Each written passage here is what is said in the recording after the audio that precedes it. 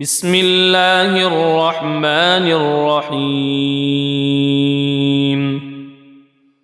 ياسين والقرآن الحكيم إنك لمن المرسلين على صراط مستقيم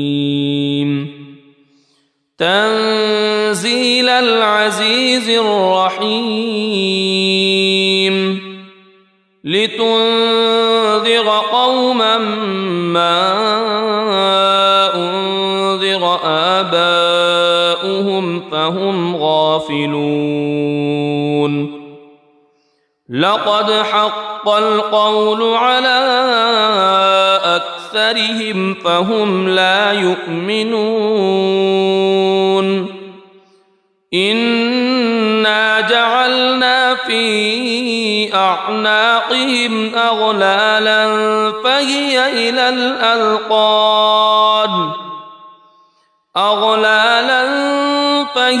إلى الأذقان فهم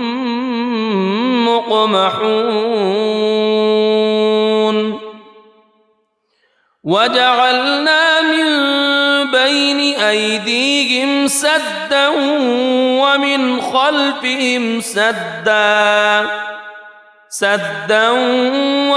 خلفهم سدا فأغشيناهم فهم لا يبصرون وسواء عليهم أأنذرتهم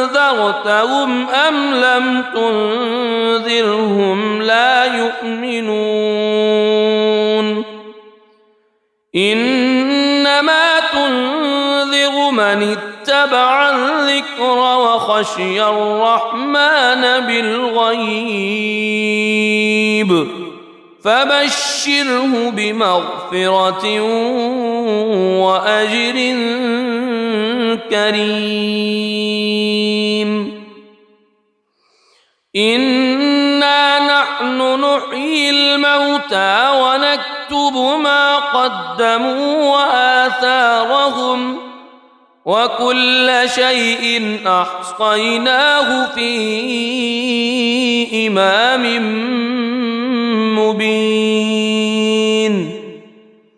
واضرب لهم مثلا أصحاب القرية إذ جاءها المرسلون إذ أرسلنا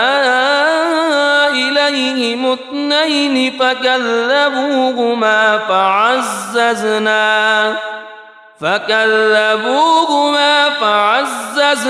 بثالث فقالوا إنا إليكم مرسلون قالوا ما أنتم إلا بشر مثلنا وما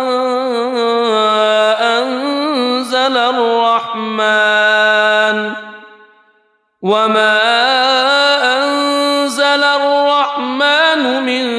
شيء إن أنتم إلا تكذبون قالوا ربنا يعلم إنا إليكم لمرسلون وما علينا إلا البلاغ المبين قالوا إنا تطيرنا بكم لئن لم تنتهوا لنرجمنكم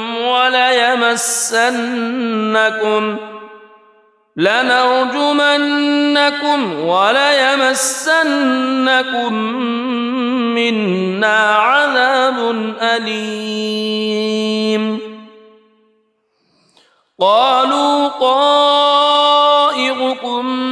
معكم أئن ذكرتم بل أنتم قوم مسرفون وجاء من أقصى المدينة رجل يسعى قال يا قوم اتبعوا المرسلين اتبعوا من لا يسألكم أجرا وهم مهتدون وما لي لا أعبد الذي فطرني وإليه ترجعون أأتخذ من دونه آلهة إن يردني الرحمن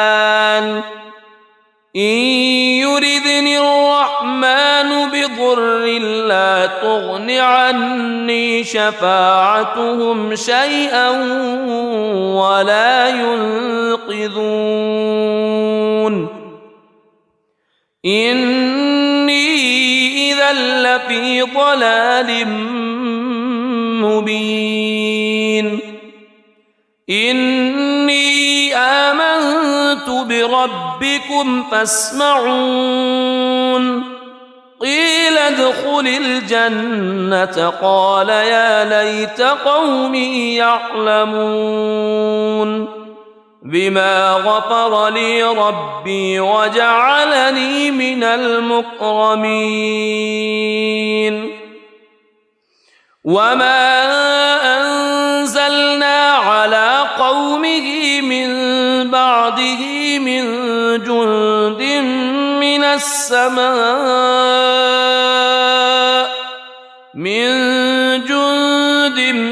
من السماء وما كنا منزلين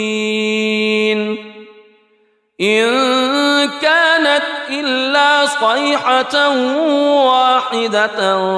فإذا هم خامدون يا حسرة على العباد ما يأتيهم من رسول إلا كانوا به يستهزئون ألم يروا كم أهلكنا قبلهم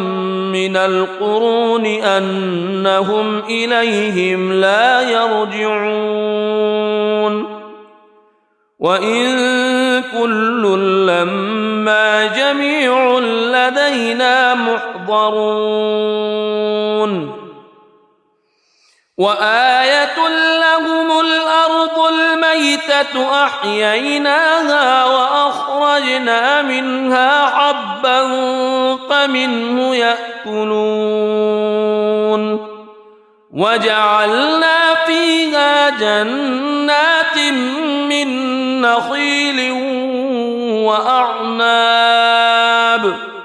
من نخيل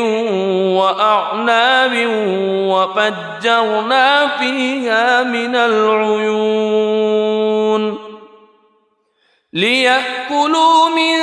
ثمره وما عملته أيديهم أفلا يشكرون سبحان الذي خلق الأزواج كلها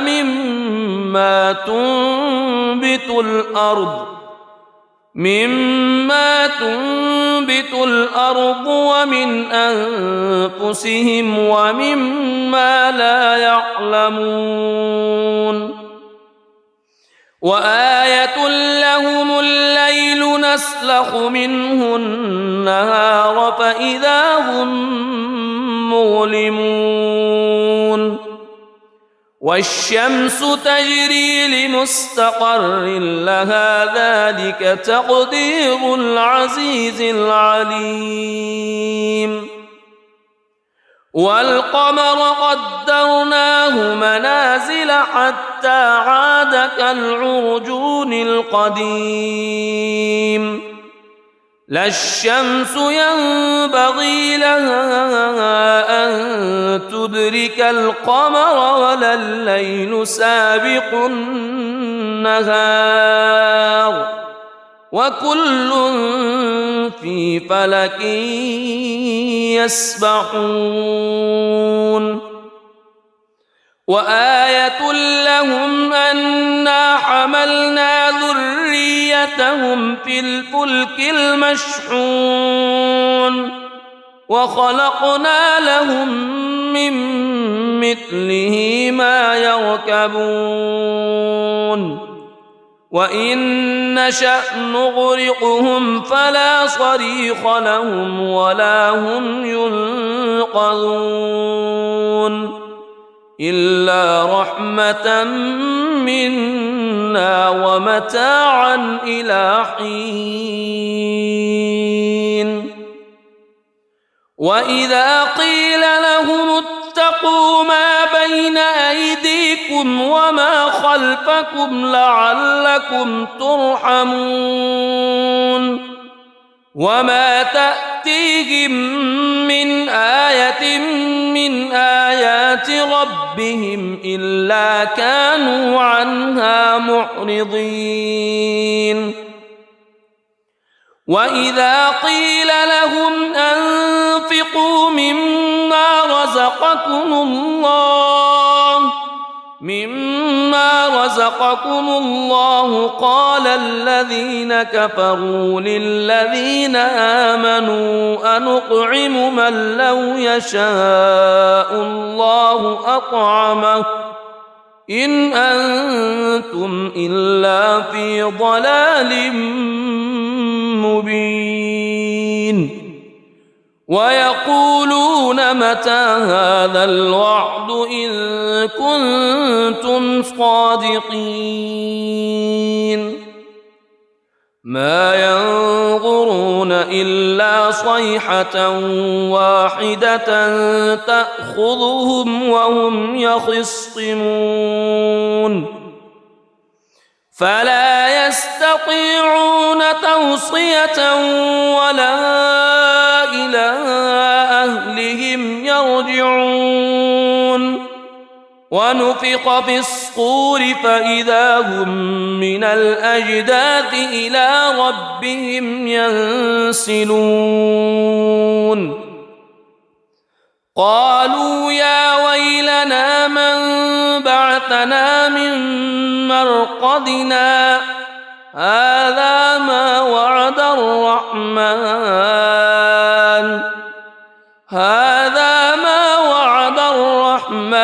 وصدق المرسلون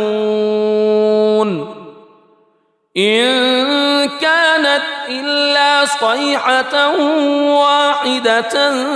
فإذا هم جميع لدينا محضرون فاليوم لا تظلم نفس شيئا ولا تجزون إلا ما كنتم تعملون إن أصحاب الجنة اليوم في شغل فاكهون هم وأزواجهم في ظلال على الأرائك متكئون لهم فيها فاكهة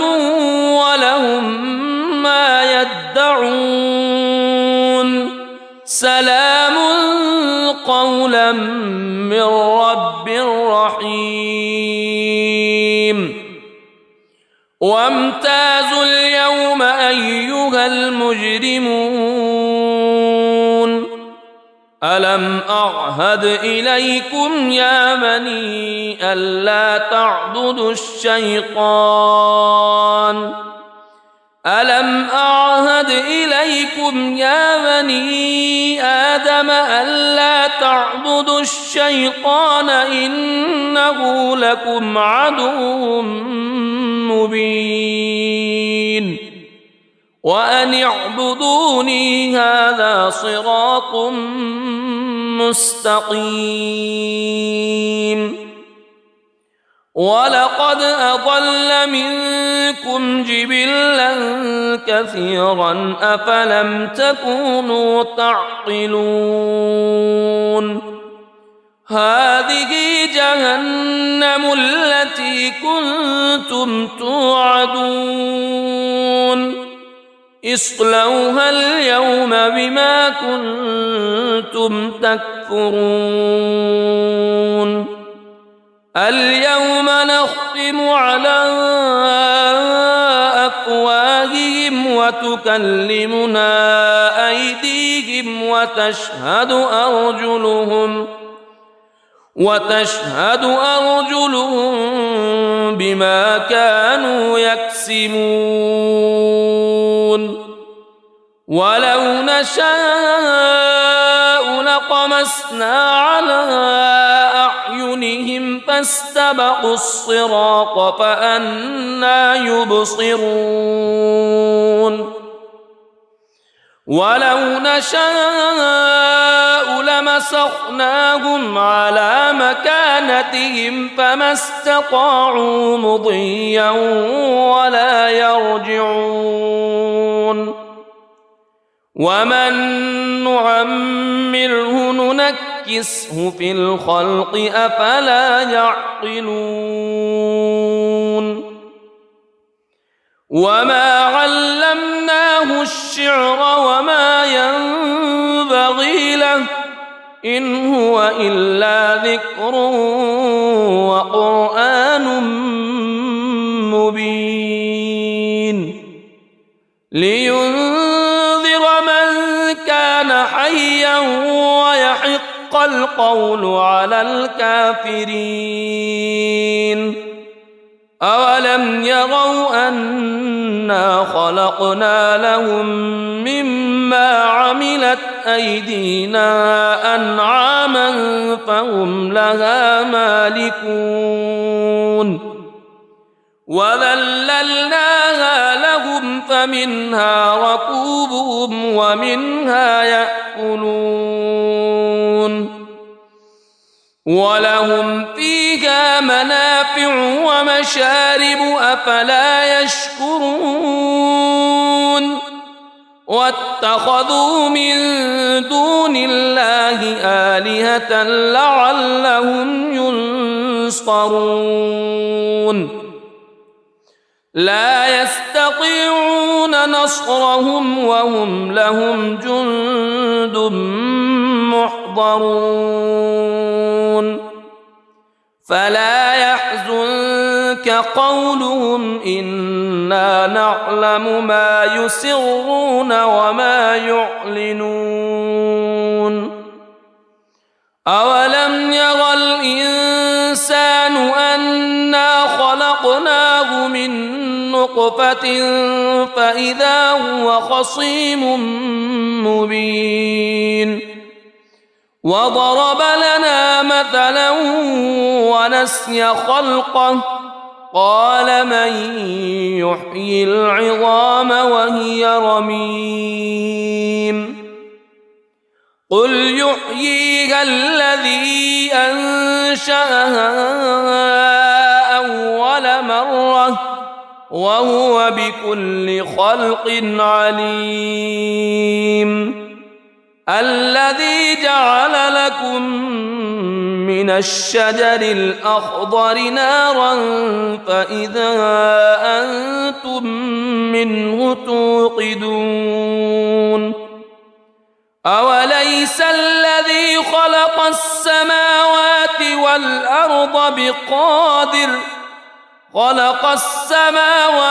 والأرض بقادر على أن يخلق مثلهم بلى وهو الخلاق العليم إنما أمره إذا أراد شيئا أن يقول له كن فيكون فسبحان الذي بيده ملكوت كل شيء وإليه ترجعون بسم الله الرحمن الرحيم ياسين والقرآن الحكيم إنك لمن المرسلين على صراط مستقيم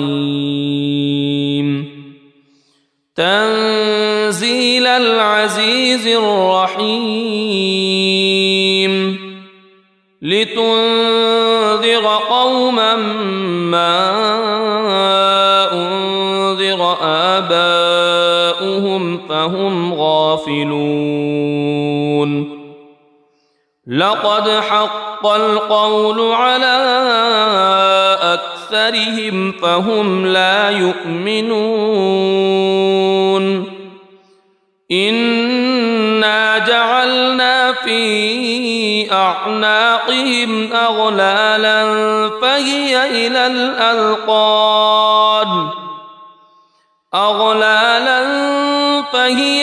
الأذقان فهم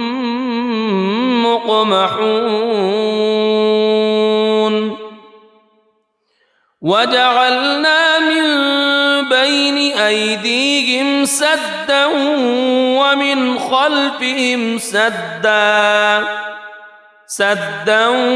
ومن خلفهم سدا فأغشيناهم فهم لا يبصرون وسواء عليهم أأنذرتهم أم لم تنذرهم لا يؤمنون إنما تنذر من اتبع الذكر وخشي الرحمن بالغيب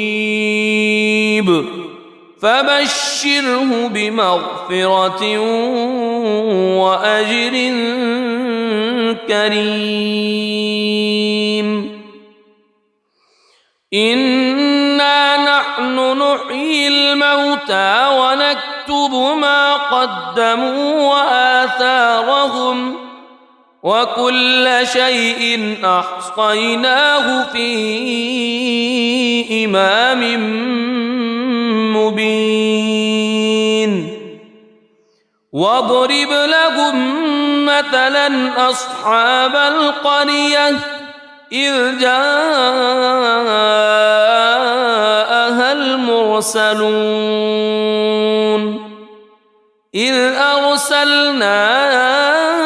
إليهم اثنين فكذبوهما فعززنا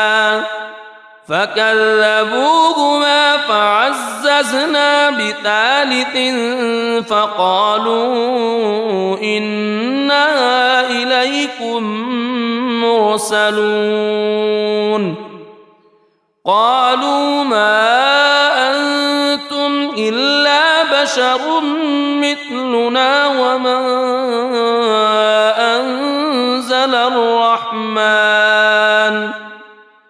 وما أنزل الرحمن من شيء إن أنتم إلا تكذبون قالوا ربنا يعلم إنا إليكم لمرسلون وما علينا إلا البلاغ المبين قالوا إنا تطيرنا بكم لئن لم تنتهوا لنرجمنكم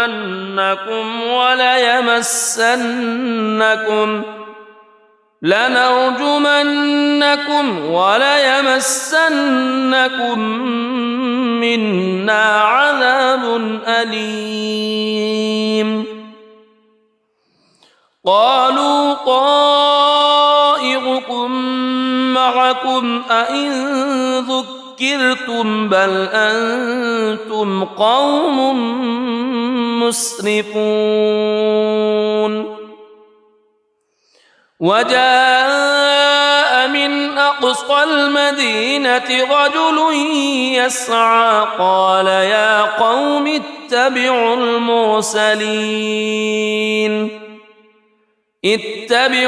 من لا يسألكم أجرا وهم مهتدون وما لي لا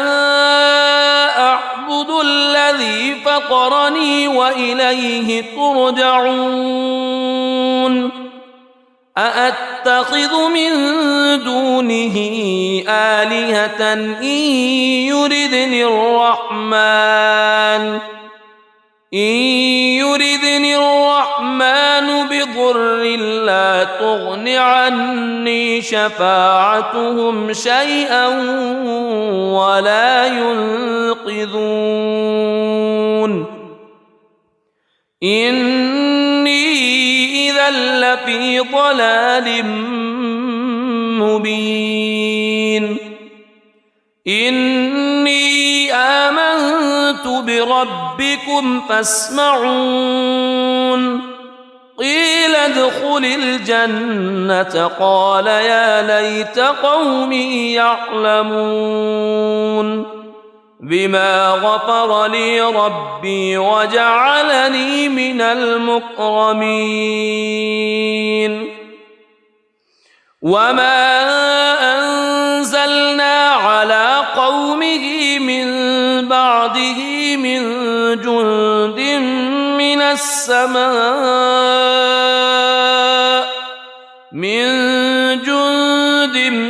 من السماء وما كنا منزلين إن كانت إلا صيحة واحدة فإذا هم خامدون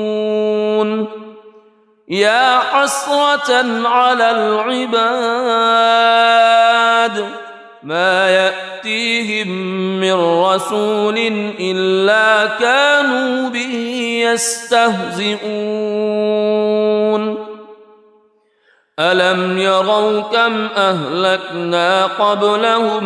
من القرون أنهم إليهم لا يرجعون وإن كل لما جميع لدينا محضرون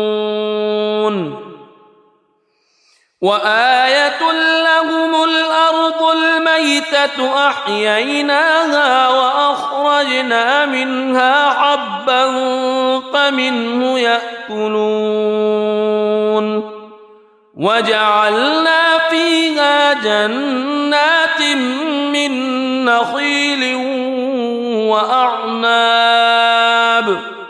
من نخيل وأعناب وفجرنا فيها من العيون ليأكلوا من ثمره وما عملته أيديهم أفلا يشكرون سبحان الذي خلق الأزواج كلها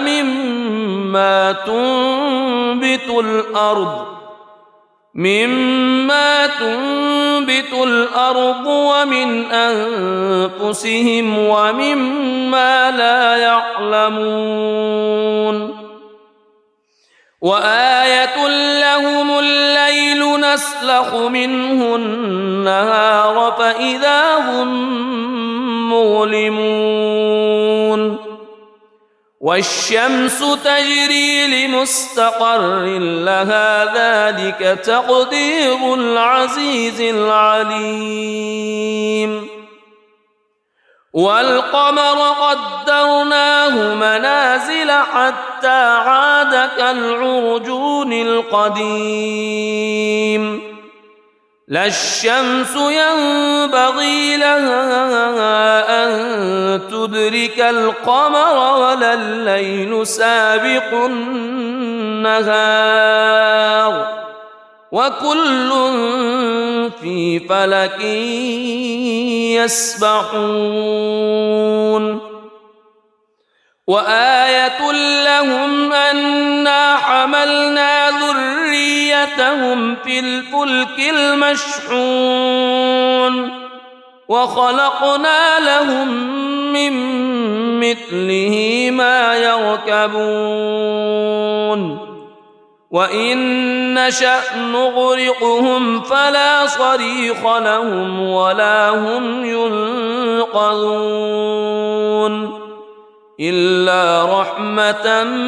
منا ومتاعا إلى حين وإذا قيل لهم اتقوا ما بين أيديكم وما خلفكم لعلكم ترحمون وما تأتيهم من آية من آيات ربهم إلا كانوا عنها معرضين وإذا قيل لهم أنفقوا مما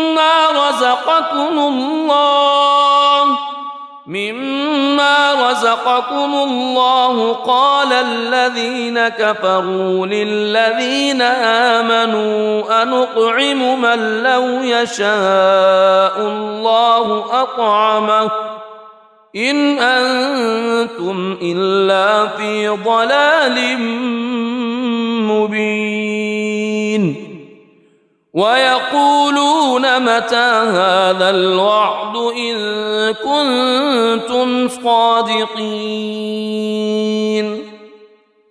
ما ينظرون إلا صيحة واحدة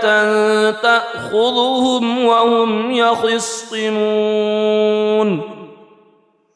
فلا يستطيعون توصية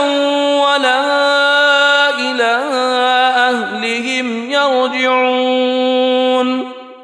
ونفخ في الصور فإذا هم من الأجداث إلى ربهم ينسلون قالوا يا ويلنا من بعثنا من مرقدنا هذا ما وعد الرحمن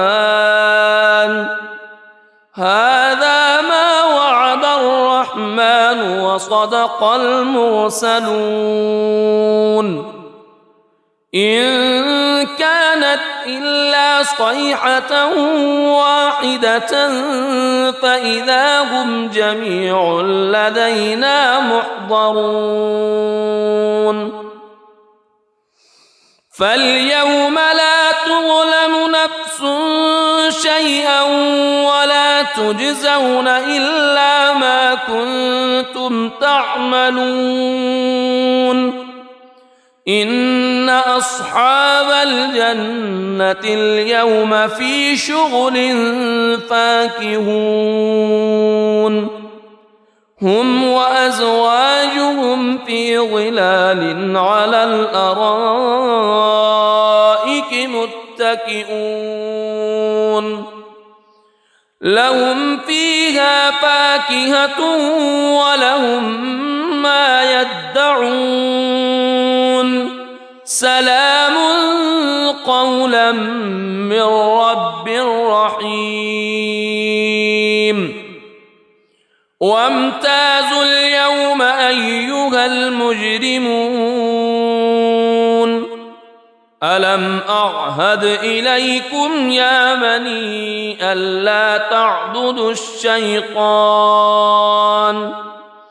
ألم أعهد إليكم يا بني آدم ألا تعبدوا الشيطان إنه لكم عدو مبين وأن اعبدوني هذا صراط مستقيم ولقد أضل منكم جبلا كثيرا أفلم تكونوا تعقلون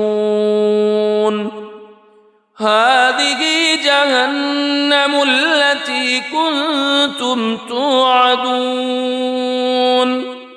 اصلوها اليوم بما كنتم تكفرون اليوم نختم على أفواههم وتكلمنا أيديهم وتشهد أرجلهم بما كانوا يكسبون ولو نشاء لطمسنا على أعينهم فاستبقوا الصراط فأنى يبصرون ولو نشاء لمسخناهم على مكانتهم فما استطاعوا مضيا ولا يرجعون ومن نعمره ننكسه في الخلق أفلا يعقلون وما علمناه الشعر وما ينبغي له إن هو إلا ذكر وقرآن مبين لينذر من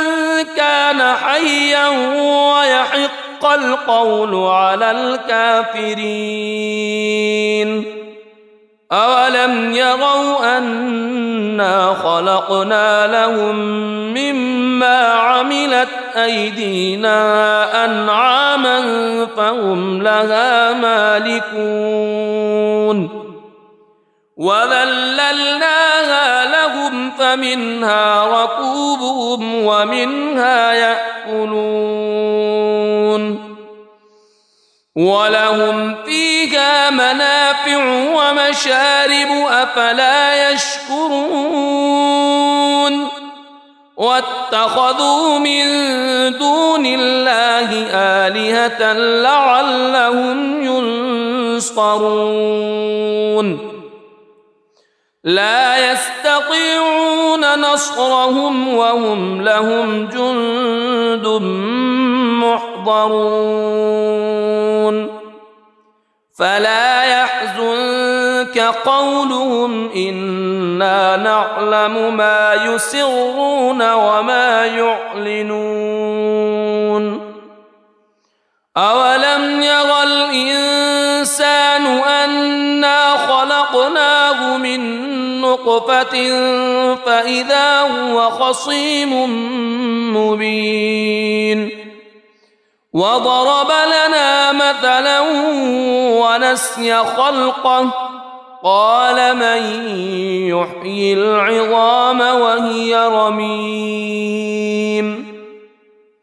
قل يحييها الذي أنشأها أول مرة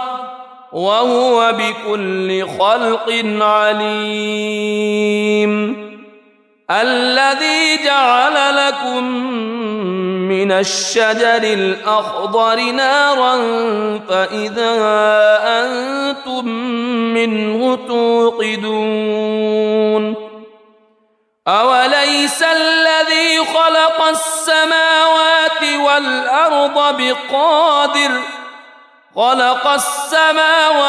والأرض بقادر على أن يخلق مثلهم بلى وهو الخلاق العليم إنما أمره إذا أراد شيئا أن يقول له كن فيكون فسبحان الذي بيده ملكوت كل شيء